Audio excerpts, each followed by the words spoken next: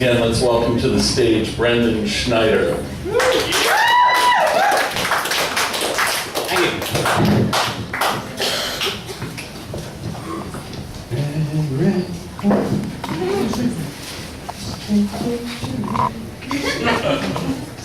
That's fantastic. Yeah. I want to tell you guys about Miguel Romero. And everybody had a kid like Miguel in their high school. Nice. Miguel was a kid who laughed out loud if you missed a basket from gym. He was the guy who made you second guess raising your hand in class when you knew the answer. You guys remember Miguel? Yeah. Miguel knew how to pitch his voice in such a way that you and your friends would hear the insult, while the teacher wouldn't. Yo, what are you, a retard? And his lieutenants would laugh, and the blood would rush from your face, and Mr. Morris would keep right on going about the Stamp Act. Miguel liked to hang out in the hallways during class, and if you were coming back from the bathroom or something, and he noticed you noticing him, then maybe he'd ask you what your problem was later on in the locker room before gym. And there was no escape in the locker room. His lieutenants knew all the exits. Everybody knew him. Everybody. The principal, the security guards, you, your friends, everyone knew Miguel Romero. Yo, do you think Miguel was in a gang fight over the weekend? Yo, Miguel beat up Lewis's dad. Word, hasn't he been suspended like 5 times? Yeah. Miguel was one of the bad kids. And in my school, he was the bad kid.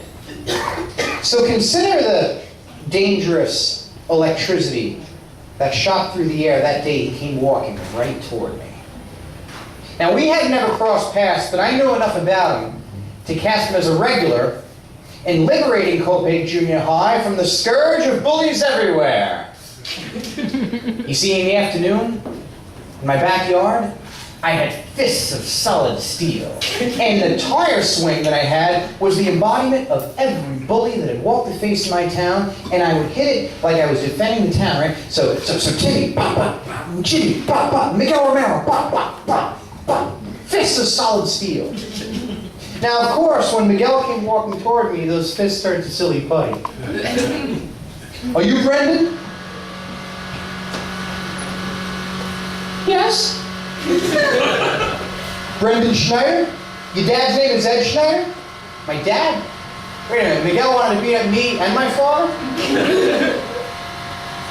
my dad's my father.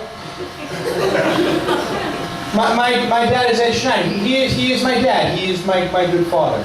Thank you. And he hugged me. Remember the tough guy hugs in high school that, that arm around the back, 2 quick pats? Yo, your father is a great man. You ever need anything, you gotta let me know, okay? And he walked away. It's a good thing, too, because if Miguel would have stuck around waiting for an answer, he would have been waiting about 4 months. The most dangerous person on the planet. Hitler, Jeffrey Dahmer, it doesn't matter. Miguel Romero just offered me protection. And my dad was involved. Hey, Dad, good, come here, you can help me. My dad was messing around with the TV again.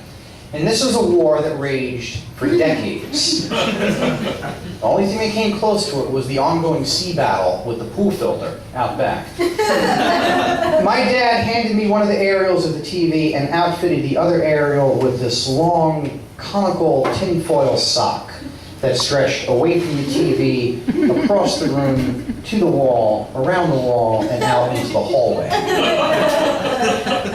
Hey, Dad, how do you know Miguel Romero? Point the foil toward the kitchen. Dad, Miguel Romero, how do you know him? Never heard of him. Oh, you mean Miguel in my catechism class? And my dad taught religion at our church.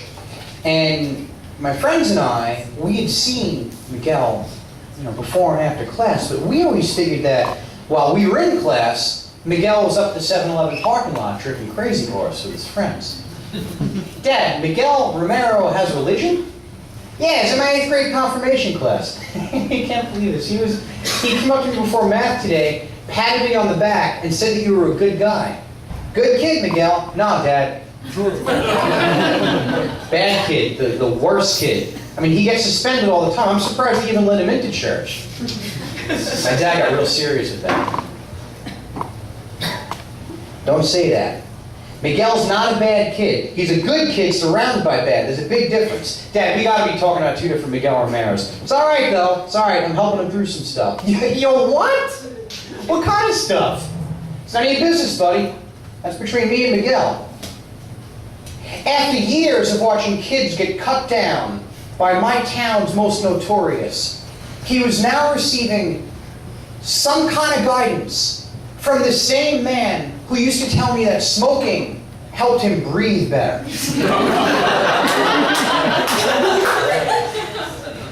And yet, as time went on, I noticed a change in Miguel Romero. I mean, those evil lieutenants, he traded that in for after-school sports and clubs. His clothes went from torn and worn and baggy to the epitome of GQ high school smooth. He was getting the crowd going at pep rallies and teaching salsa lessons after school. He was building a reputation that was so brilliant, it nearly eclipsed that madman from before. Nearly eclipsed. Because you see, some of us still remember it. Every once in a while, I'd ask my dad just how he and Miguel were connected, but I'd always hit that same brick wall. He'd smile, say, "Good kid," and that would be the end of it. About 3 years ago, I was cleaning out my closet, and I found my old high school yearbook. And when you find a yearbook, you don't just put it aside with the other crap, right? You can open it up and look through it. So here I was going through the teachers and the kids and the pimples, and I came across a picture of Miguel. And he's standing there next to the high school. And it was just a green leaves, blue sky, just laughing with friends kind of day. Right? I mean, no recession, no, there was a war going on, but we didn't have like a show going on. And it was, it was just high school. It was the mid-90s, it was 17. And I'm looking at this picture, and here's Miguel, and the inscription underneath read, "Hey Brendyn, your father rules. If you need anything, let me know. Word up, Miguel." And it had been years, but I still didn't know what happened between Miguel and my dad. So I called him up. "Hey Dad, you remember Miguel Romero?" "Never heard of him." "Yeah, you did."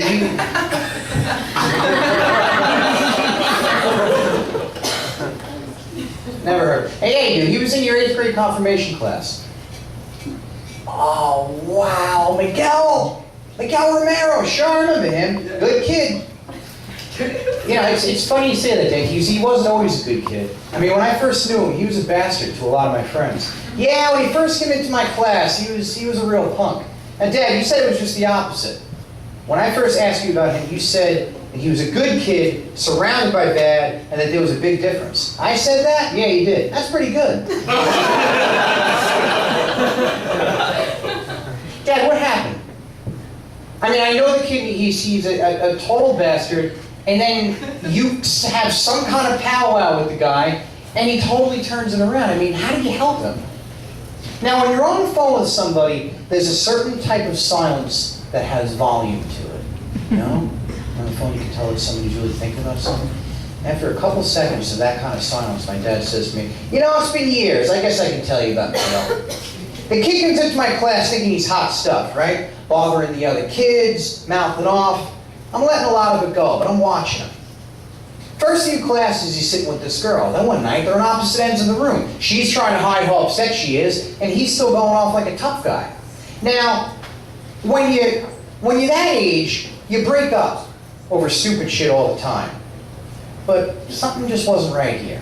So I had him stay after class. After everyone leaves, I turn to him and I say, "So what's going on, Miguel?" "Nothing."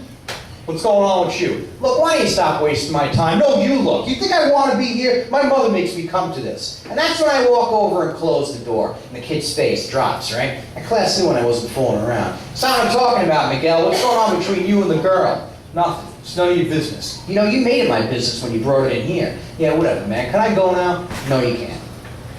Look, you in some kind of trouble? Need some help? What? I said you need some help. No? No, I don't want your help. I think you do. Look at me. I said look at me. Is she pregnant?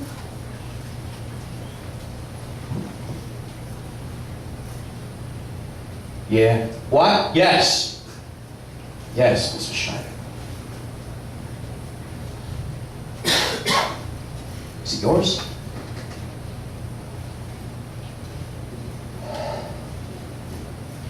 Yeah. Yeah, it's mine. She's gonna have a little baby. You know what? Her father's gonna kill me. She says she's gonna tell him. I swear to God, he's gonna kill me. You know where she lives? Yeah, just around the corner. Your dad home? Nah, he don't live with us. All right, get your coat. No way. Come on, be a man. Where's the tough guy now, huh? Sure, all that jiving and high talk when it's easy. But when the chips are down, it's no way. Can I go now? Quit your crying, get your coat, and let's go. First thing we did was went to his mom's house. Talk to her. Next thing we did was go to his parents' house, go to her parents' house. Now it was dicey for a little while, but both families worked it out. The church helped get the kid adopted, and they were all right. Now, I asked Miguel to stay after class a lot that year. Not because he was bad, it was just the opposite. I wanted to get to know him. Rough home life boy. His dad leaves when he's really young. His mom was all right, but she was an older lady. I don't think she left the house much. So we started hanging out with a bad element. Older kids, punks. So I'm not surprised he was a bully for a little while. And now it was my turn to be quiet on the phone, you know? Because this was my dad, you know? He really helped this kid. I mean, like, really helped this kid. And this is the same guy who, when I was 5 years old, and I asked him what sex was, he said, I just don't know.